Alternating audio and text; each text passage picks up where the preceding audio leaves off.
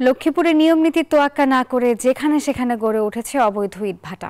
নিষেধাজ্ঞা অমান্য করে এসব ভাটায় পোড়ানো হচ্ছে কাঠ।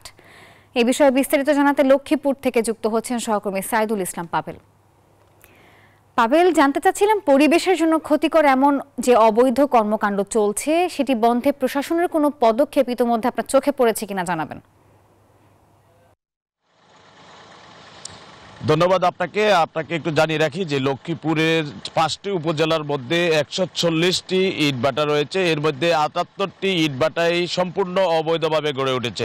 নিয়ম নীতির তোয়াক্কা না করে এখানে পোড়ানো হচ্ছে কাঠ এবং ব্যবহার হচ্ছে আবাদি জমির ফসলের যে মাটি কেটে নিয়ে এসে এখানে যে জমির যে উর্বরতা সেই উর্বরতা কমে ফেলা হচ্ছে। এখানে উৎপাদন ব্যাহত হচ্ছে এবং পাশাপাশি যে অবৈধ যে বাটাগুলো এই বাটাগুলোতেই এবং হাওয়ায় যে বাটাগুলি আছে সব বাটাগুলোতে আসলে নিয়ম নীতি মানা হচ্ছে না। আমরা এখন রয়েছি লক্ষ্মীপুর সদরের তেয়ারীগঞ্জ এলাকায়। এখানে পাশাপাশি দুটি ইটভাটা রয়েছে। এখানে আমরা দেখতে পেয়েছি যে এখানে কয়লার পরিবর্তে কাঠ পোড়ানো হচ্ছে এবং এখানে ফসলি জমির মাটি ব্যবহার করা হচ্ছে।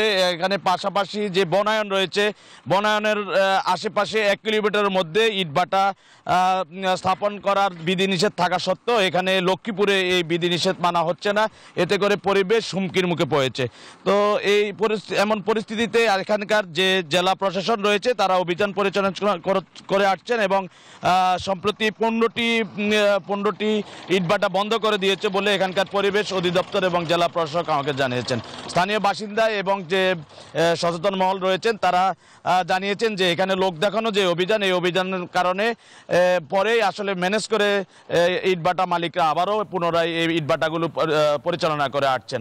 এই ছিল লক্ষ্মীপুর থেকে ইটভাটা পরিস্থিতি নিয়ে আমার সর্বশেষ তথ্য। ফিরে যাচ্ছি স্টুডিওতে।